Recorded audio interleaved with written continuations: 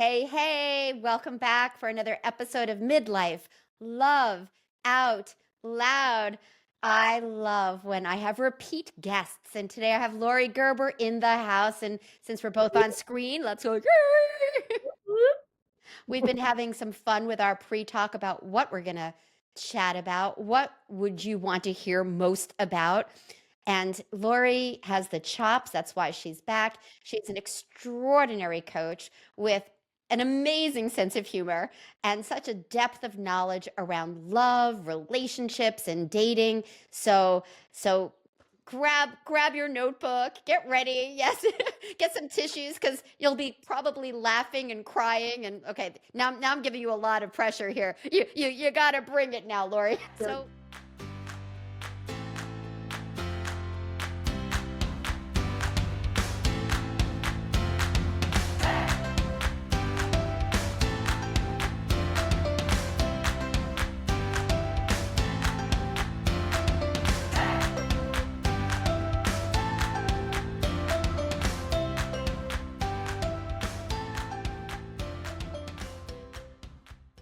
So, I would love to just start with, and we're going to talk about what's most important to have in a relationship, or at least in the beginning of dating, so you're actually on the right track and you don't waste time. Because we know you don't want to waste time. And there's certain key ingredients that you must have in place if you want a successful, happy, healthy, long-term relationship. So that's what's coming up. But first, let's just go straight to you, Laurie, around you have been partnered for over 30 years, right? True story. Yes. How did you meet your guy? I don't know this. This is fresh off the press. I want to know. Russ, we met in an education class in college. That's how that happened. That's how we've been together that long. Yeah. Wow. And was it love at first sight? Was it It's a over fun time? story. It's a fun story. I don't know if I've ever told this story in public. She dared me. She dared me to ask a It is. question that you've never answered before. It's actually a very interesting story, and I don't know how I would feel if the woman that he was dating when I met him would feel great to hear it. But I do think she knows. I don't think this is a secret. Um, there was one night, I remember it was actually Yom Kippur of my sophomore year of college. And I made a vow to myself that day because I had been hoeing it up. I had been trying every single thing I could think of and going after every unavailable person and just Hoeing it up. Let's just hoeing hoeing it up. it. Love it. Reclaiming that word. I don't know what people think of it, but I was getting my heart broken and breaking hearts left and right. And I remember literally that day saying to myself, I'm done. I am done. And it really was a 3H epiphany. In other words, I was always voting with my hoo-ha. And then my attraction, and when I got burned, then I would switch over and pick someone really safe and have fun making them fall in love with me and then break their hearts because they were totally boring to me. So I would just pendulum swing back and forth from all hoo-ha to all head. And I made this pact to myself this one night. I'm done. This is BS. I'm going for all three. The next person I find that has all three, Head, heart, hoo-ha, in case somebody doesn't know. that's my guy. I grew up in New York City. I had 20 other experiences already by the time I was in college. I had lots of real relationships. I go to this party. I know Will from education class. I go with my friend. We're at this party. It's a very small school. Just not that many people. I'm hanging out with Will. The end of the night comes and I say to my friend and Will, we're just standing we are all in the same education class or something, like I think. And I say, would anyone like to walk me home? And Will says yes. And he walks me home, and home is like 3 blocks away, the equivalent. And we're sitting on my stoop or my porch and chatting and chatting and chatting and chatting about everything: education, raising children, where we want to live when we grow up, school, all the topics. And at the end of the night, he gives me a hug and goes home. And I'm like, I think that's him. Head, heart. And then I walk over to his dorm the next day. His friends let me in. He's bunked with a bunch of guys. They let me in. They're like, Laurie's here. I walk in. He's at his desk, and there's a picture of a woman on his desk. And I look at it, and I'm like, who is that?" He says, "That's my girlfriend." And I said, "We're gonna have to do something about that." Oh my God. He said, "Okay, uh, you're right." And that's Wow. how I knew that we were something, right? And it was funny because we never talked about he was being faithful. He was not cheating on his girlfriend. He was very good. He went ahead and appropriately broke up with her before we did anything. Yeah. Um, but I think he really remembers that moment as the moment he was like, "Oh, this is my head, heart, and hoo-ha," right? This Wow. this is the kind of gal I'm looking for, somebody who I knows love what she that. wants and isn't afraid to say it. Wow, I love that. It kind of brings me back to my yummy man, my partner. Soon out the gate, pretty soon out the gate, he had an ask from me, for me that really caught me off guard because I had never experienced anything this before. He was like, I took myself off all the dating apps, and I want you to do the same. And of course, I get that. I get the concept. It's like, yeah, I'm not going to do that. So, it's like, I removed the app. I was like, "Sure, I removed the app." He goes, "No, I mean delete it." And I just was like, of course, my first thought was, "Oh my God, but all of my information and all the work I've done." And, but it was the first time truly that I was able to like, here is this person that head, heart, hoo ha, I was so like, so sure of. I was like, what's the resistance? And that's when I really had to look at what's my fear here? What's my fear? Losing information? No, my fear was this is real. I am about to jump off the ski lift and start skiing. Right. And in that moment, I'm like, whoa, I am ready. I am ready. And it was like really powerful. So, wow, that's so cool. The What you just said is such a good example of one of my sort of must cover topics when you're in early dating, which is the definition of monogamy, because you just did such a good example of how two people interpret the same thing differently, like coming off the Exactly. site. Like, what does that mean? Does that mean hiding or deleting? Does that mean Well, I'm not looking? exactly. Right. And we don't define those things. And I can't tell you, there is nary a woman I coach that doesn't have a story of, I thought he meant blah, blah, but he Right, thought and that's where communication is so important because we do have different languages, we do have different understanding of things, and ultimately, those conversations are important about monogamy, polyamory, open rela like what's important to you, and in my marriage, we did open it at some point, so I don't usually mention that on the first date because it could scare the heck out of people. It's like, "Uh-oh, she might want that again," but I know monogamy is for me, and when he said that, it was like, wah, wah. It's like, there's some things moving through me. So before we got on here, we were talking about what we can talk about here to be in service. And right off the bat, we're talking about we may not know exactly what the other person is thinking. We need to have these conversations about are we on the same page about certain things and not just assume. And there's some other pieces, other things to check off that you think are uber important. So why don't we dive into some of those? I want to say a blanket statement too, because women usually have a spidey sense about something, and you can tell you're not clear if you're worrying or if you're ruminating about something. So, Mm. my rule is if I'm talking to myself about it more than 3 times, I have to bring it up. And I just want to say, I can't tell you how many women go, but I did bring it up, Lori. I did ask about sexual health. I did ask about that ex. I did say I wanted to be off the sites. I did. Lori, I did it. I was a good girl. I should get an A. And I go, but did you define the terms? Did you write it down? Did you, like, I mean, I am sorry, but would you make a contract with a person and exchange lots of money to get your house redone and not write it down? No, we write things down. We define Stop. terms. Let's stop for a second because you did freeze.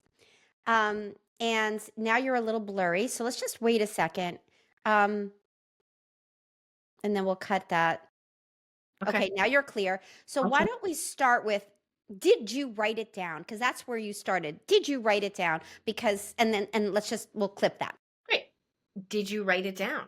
Because just like if you were going to do a contract to get your house redone, you wouldn't say vague things. You would be very specific. You would have an estimate. You would write it all down. You would sign it even. And I don't know why we think love and fidelity is less serious than getting our bathroom redone, but we think We because Disney movies, right? Because we think it's all just supposed to be, ah, we're too wrapped up in our hoo-ha and not enough head saying, and by the way, before you have sex is the best time to define terms soberly, literally soberly, but figuratively soberly. What do these terms mean? What does it mean? There's actually a very funny story I've also never told to anyone before, which is that the first boy who ever asked me out was in 4th grade at camp, and he said, "Will you go out with me?" And I said, "What does that entail?"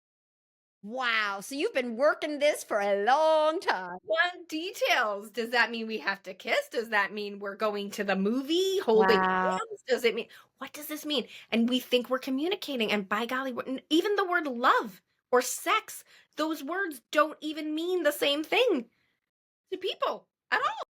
Yeah. Yeah. So communication is so important and getting so crystal clear. I really want to highlight what you said about if you're thinking about something over and over, that there's something there to look at, and perhaps you go directly to that person and go, hey, I'm not complete on this, or there's something that's still, or unpack your shit, go to your coach or your shadow worker or whoever to kind of go, what is going on here? Because I definitely was guilty of that years ago, because I was afraid if I say it so directly, I might push him away, he might judge me, he might think I'm pushy, he might think I'm too much, like all of that stuff, until I was like, you know what, this is who I am, I need to know this, are we on the same page, or I'm sorry, this isn't gonna work.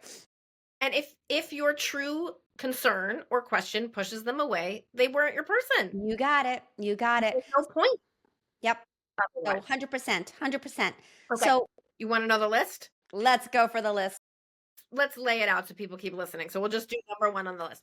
Number 1 on the list is so simple, but people don't pay attention to it. And that is, are we compatible in the amount of time we want to spend together and the kind of time we want to spend together? Huge. Totally huge. I hear that from my clients all the time. He wants all this. I want that. And it was like, they're like night and day. I'm like, you guys got to negotiate this and see if you can match. Otherwise, you know, drama. Who wants drama? But that's not good. And really are the kind of people who like a lot of together time and the kind of people who like a lot of independence. And there are even people who want to live separately from their life partner. There's that much range, and you do not have to hook up with someone who is not compatible with you. Yes, you can do some compromise. If you're here, you can compromise. But if you're here, that's probably not your person, and that's okay. Drama. And just want to like highlight the word compatible, because we're going to be talking about the things that are important to have in common, because if you are completely polar opposite, that's where the friction is. You can have all the best communication skills in the world. At the end of the day, my last relationship, he was an introvert, I was an extrovert. Granted, it was during COVID. I call it a COVID relationship. It was loving in so many ways. But when the doors opened up, I wanted to have some life and he wanted to stay home. And I'm like, oh, this is not good. This is not going to work, because it was extreme, really extreme. So, okay, more of your list. You find out after the circumstances change. A lot of people find out after their kids leave that, oh, wait, we're not compatible. Yeah, I when don't really we're like hanging all out with you. together. Yeah. Second thing is how you spend your time together. So do you, and again, I can't tell you how many women I have to convince them they don't need to do all their activities with their partner. They've been doing all their activities with their friends or alone for all this time. If you have one activity in common, cool. You don't need all the activity you need in common is sex. And I would say debriefing at the end of the day, right? The cuddle time, the talking time, Yeah. possibly meals, or the +1 to an event. That is kind of all you actually essentially do need from a partner. But some people think they need a buddy for every single thing, and that's their ideal. If that's your ideal, I'm frozen. If that's your ideal, you're gonna have to look a little harder, because that's a lot of different criteria that has to match. I recommend lowering your standard in that regard, but also just talking about it. Are we each other's +1 and sex buddy, or are we gonna become best friends attached at the hip? Where are we on that gamut? Yeah. Yeah. Because otherwise, somebody's going to feel let down, disappointed. We want you to be set up for success and not start off with somebody where you're going to have this kind of friction. So I think that the golden nuggets, go for it. Okay, number 3. Number 3. Okay, so you keep saying communication is so important, but I want to be very specific. Communication rules and rituals. So communication rules and rituals. So for example, my husband and I have 2 communication rituals every day and many more communication rules. So the communication rituals are we speak in the morning, we speak in the evening. Other than those times that are uninterrupted, no phones, purely attention to the other, we are not interruptible. The other times of the day, we're accessible to our children, to our workplace, to ourselves. We are not accessible. We're accessible by email or text on the other parts of the day. That's our ritual. That's our rule. Our other rule is if we want to have time with the other, we ask for it via a calendar invite. So it actually goes into a time and place. It isn't just a floating, like, when do you have time for me? It's like, can we meet tonight from 7:30 to 8? That's our rule, right? So we have rules and we have rituals. The rituals and the rules serve our purposes and our needs in our relationship. In the morning, we talk about our feelings and we set ourselves up for the day. In the evening, we recap, we talk about our successes, our gratitudes, we own up to things we did wrong, we close out the day and we connect in that way. This is not only good for a relationship, this is just good for your own joy and happiness in life. But because we know we have an undivided attention twice a day, we are not needing to interrupt each other or demand attention at other times in the day unless it's an emergency. So smart. Absolutely. 100%. Okay. I just want you to hear very clearly, I am not saying other people should do our rituals. If you like them, great. I am saying that you two need to figure out what rituals will serve each of your purposes. And Right. if one of you is like, I love rituals and structures, and the other one's like, don't pin me down. I never want to have to be available at any particular moment of the day. You might not be a good match. Yeah. And to have that conversation.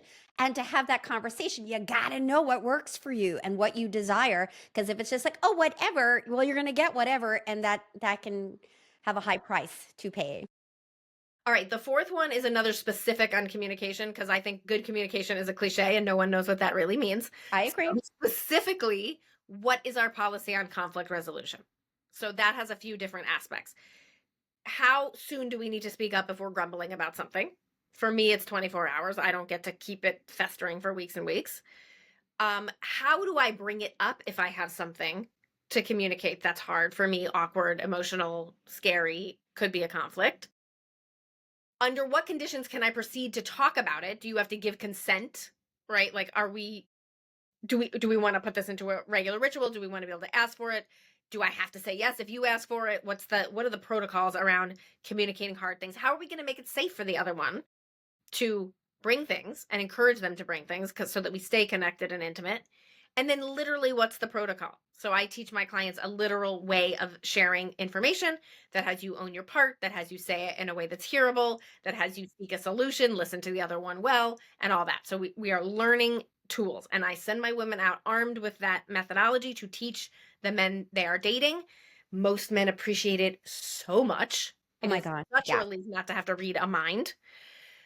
So if there's not compatibility, again, you don't have to have you might be the kind of person who wants to say something in 24 hours and your partner might say, well, I don't know when I'm upset. Can you tell me when my face looks upset? And then I'll know, you don't have to be the same, but you need to kind of overall agree on principles and then agree on the tools you're going to use to effectively communicate about stuff that doesn't work. And if you're thinking you're going to find someone with whom you have no conflict, you are living in an absolute fantasy. Yeah. And that's exactly it. It's like, conflict's going to happen and it can blow a relationship up if you don't know how to do conflict well. And as I share with my clients, conflict is awesome. It's awesome if you know how to navigate those waters, if you know how to have that structured conversation, because it can be really uncomfortable and scary if something's moving through you. And you have another person you're sharing it with, and there's something that you need to go and kind of go, this didn't work for me, or this is what I want. And how to do it in a way that they don't get defensive. How do you share what's going on inside of you so they can actually get to know you better and then find a way to repair? Most people don't know how to do that. And that's just another huge piece to Also, just the connection. thing men so often want is less drama, right? Less drama, less angst. They want a happy person. So if you know how to move through your stuff, that's so appealing to a man. Yeah. Oh my God. And, to your point about, oh my God, thank you for telling me. I had no idea what was in your mind, right? It's like, how could he not know? I They always don't remember, like to guess. They want to spend all their energy on yeah, fixing the problem, not guessing what the problem is. exactly. We need to let them in. And I won't go into the whole story, but I still remember to this day, I was seeing somebody many years ago and I already, had done my work and I knew how to do this communication style. And he was doing something over and over that was just not okay. It was a couple of times I'm like, okay, there's a pattern here. I need to have a conversation with him. And I was just like, is this a good time to talk? And we sat down. I was like, this is what's going on. This is how I'm feeling. This is the story I make up, and this is what I want. We need to chat about this. And I remember his eyes like popping out. He's like, oh my God, that was done so well. Right? He was like, I'm usually like screamed at. He was like, that was amazing. And Right. and so Right. it could bring you closer and you can actually get what you want when you can share in a way that someone can actually hear you. So key. So key. Demonstrates trust, Yeah. right? If you are passive aggressive, if you don't quite say it, if you scream it, that does not demonstrate trust that the person can hear you and fix it. And men like to be trusted. So when you can say it calmly, gently, clearly, with the absolute faith that it's going to be held in regard and useful, they like being trusted. That is not, it's the same thing as getting feedback at work. Would you rather your boss think you're not doing well and never tell you, or find a graceful way to go, these are the things we want to work on? Yeah.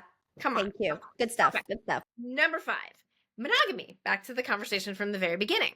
So the confusion seems to be, what does it mean to be faithful? Is flirting okay? Is emotional contact okay? Is just having someone, if I'm open enough that I get propositioned, how does my partner feel about that?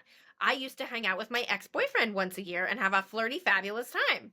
I was not technically cheating, but after a while, my husband was like, this doesn't feel great. And I couldn't argue. That was not awesome. So in his definition of faithfulness, there was nothing, right? Like there was no vibing with another person. And then there's people who are practicing various forms of ethical non-monogamy, and then that opens up a humongous can of worms. When do you tell me? How much do you tell me? What do I need to know? What's my relationship with your other person, etc.? All of this needs, and this is a reason perhaps to avoid ethical non-monogamy, so much conversation, right? So much discussion of the details and what it means and how it feels. And if you avoid it, which you can, just understand that you don't know what's happening. If you haven't talked about it explicitly, if you haven't assumed that there is not a congruence of understanding, then you can assume that stuff's happening that you don't know, that you may or may not like. Yeah. Yeah. Some people think not cheating means don't have intercourse with somebody else. That's what they think it means. So if that's not your definition, you might want to make sure you define it. Really good. Really important. And I believe you should do this at the beginning of a relationship, not 7 months in At, when you at can't. what point do you say? Before you have sex. I agree. Which, as far as I'm concerned, if you want to have sex on the 4th date and all your H's, head, heart, and hoo-ha, are 8 or above on a scale of 1 to 10, then you need to have it before the 4th date. But if you want to go slower, okay. And the final one is, what kind of sex you like and what kind of frequency you like. Again, why go further? Why fall in love with someone if your kinks are incompatible or your frequencies are incompatible? I think, my husband, when we met, his frequency was much higher than mine. We met at first, I just was awful and had no sex, and that he put up with it like a hero. But eventually we met in the middle, right? We met in the middle. So I'm fine with meeting in the middle, but we were only this far apart. If you're this far apart, that's just not your person. It's okay. Yeah, I You don't have know. to like every flavor of ice cream. Yeah. Yeah. These are the things. These are the things. And when we sweep them under the rug and months go by and years go by, if you even get to years, usually 6 months to a year, that's when this stuff starts to rear its ugly head and you start to have a lot of challenges. So I really want to just say yes, yes, yes. All the things that you're sharing, how you're sharing it, the importance of transparency about what it is that really works for you and doesn't work for you, and to make sure that you're on the same page. Because, hey, relationships are challenging. Life happens. And even though, things are just amazing in so many ways for me, people are dying, people are sick. challenges come up and the relationship can get stressed. We want to have that solid foundation, and if we have all this other stuff on top of it, it's a recipe for a lot of drama. And so many women are like, I don't want any drama in my life, and I'm like, well, you don't have to have drama. There are things that you need to have in place so you can have that insurance of a smoother, easier relationship. And you just nailed it. You totally nailed it. And there's a lot of other things, ladies. There's a lot of other things that, that you want in a relationship, but these are foundational, like, and spiritual, religious, like, does he want to go to church every weekend and you're not into his religion? How is that going to be for him? I mean, there's so many things, but these are the nitty gritties. So love it. Love it. Love it. Any last words for this woman who's like, I really want to have a magnificent relationship, but I don't know if he exists, and I don't know if I should take the risk, and it's going to be too much drama and too hard and blah, blah, blah. There are millions and millions of single people. That's what I want to say. So if someone is way off on this list, move on. And isn't willing to catch up quickly, move on. And there are, to your point, there are some other things, there's the topic of money, for example, and health. Yep. Money, health, and exes. Yeah. So if I was going to do a part 2, it would be money, health, exes, and sure, religion and politics. But I think you get the religion and politics out of the way in the texting phase, right? I don't think I'm talking about dates 2 and 3 here. The deeper stuff, how you do life together. Yeah. Money, health, and exes. Those are the bugaboos that come up later and bite you in the butt. Well, you'll have to come back and let's do money, health, and exes. Look at exes. We could just call it that. Yeah, right. Put some comments below to say, yes, we want to hear about the exes and the money and the religion and all that stuff. Cool. Laurie, you rock. You're doing such amazing work in the world, and I'm thrilled that you took some time out today. My pleasure. Thank you. I look forward to more. Yay. That's our episode. Make sure you share it with your friends, your sisters, anybody that you think can use a little bit or a lot of bit of this advice on how to do relationships well in the beginning. And please like and subscribe to my station so we reach more people and help more people. Until we meet again. Mwah. One more thing before you go. Have you taken my Discover Your Love Avatar quiz? It's a 2-minute quiz that can help you not only know your strengths, your superpower, because you have one, also identify some of your blind spots, some of the things that might be having you in your fear, having you behaving in ways that aren't in alignment with your highest self, the way you want to be when it comes to dating and relationships. And it'll also help you discover why maybe the stars haven't lined up for you yet. Bottom line is, you take this 2-minute quiz, you get a full report in your email with details on how to move forward in next level love, whether you want a partner or not. So you can go to midlifeloveoutloud.com/love quiz.